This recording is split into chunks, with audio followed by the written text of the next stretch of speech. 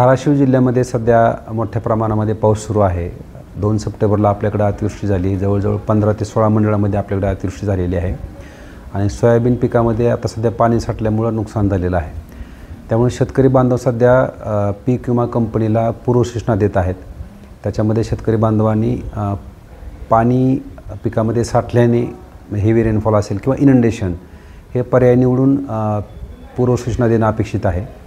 या पूर्वसूचना सध्या मोठ्या प्रमाणामध्ये आहेत, म्हणजे 3,61,000 शेतकऱ्यांनी या पूर्वसूचना दिलेल्या आहेत। नियम असा आहे की ज्या अधिसूचित मंडळामध्ये एकूण क्षेत्र जे आहे त्याच्या क्षेत्राच्या 25% जास्त पूर्वसूचना आल्या तर त्याच्यात एक नमुना सर्वेक्षण नावाचा प्रकार आहे।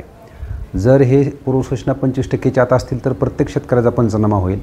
त्याच पूर्वसूचना जर 25 ते 50% असतील तर 25% आपल्याला त्याच्यामध्ये पंचनामे होतील आणि त्या पूर्वसूचना 50%च्या पुढे गेल्या तर त्यामध्ये 30% नमुना सर्वेक्षणचे पंचनामे होतील। सध्या धाराशिव जिल्ह्यामध्ये पंचनामे सुरू आहेत आणि बऱ्याच शेतकऱ्यांमध्ये शंका आहे की आपल्याकडे पंचनाम्याला लोक आलेले नाहीत पूर्वसूचना देऊनसुद्धा। अशा शेतकऱ्यांनी घाबरून जाऊ नये, कारण त्या शेतकऱ्याचे जरी पंचनामे झाले नाहीत तरी 25% नमुना सर्वेक्षणच्या आधारे पंचनामे होणार आहेत आणि त्या 25%च्या आधारे सरासरी काढून सर्व शेतकऱ्यांना त्याचा लाभ मिळणार आहे। म्हणजे ज्या शेतकऱ्यांनी पूर्वसूचना दिल्या त्या शेतकऱ्यांना ह्याचा लाभ मिळणार आहे।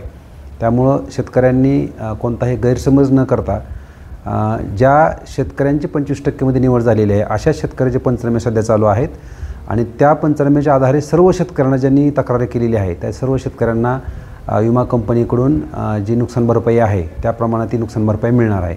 याची सर्व शेतकरी बांधवांनी नोंद घ्यावी।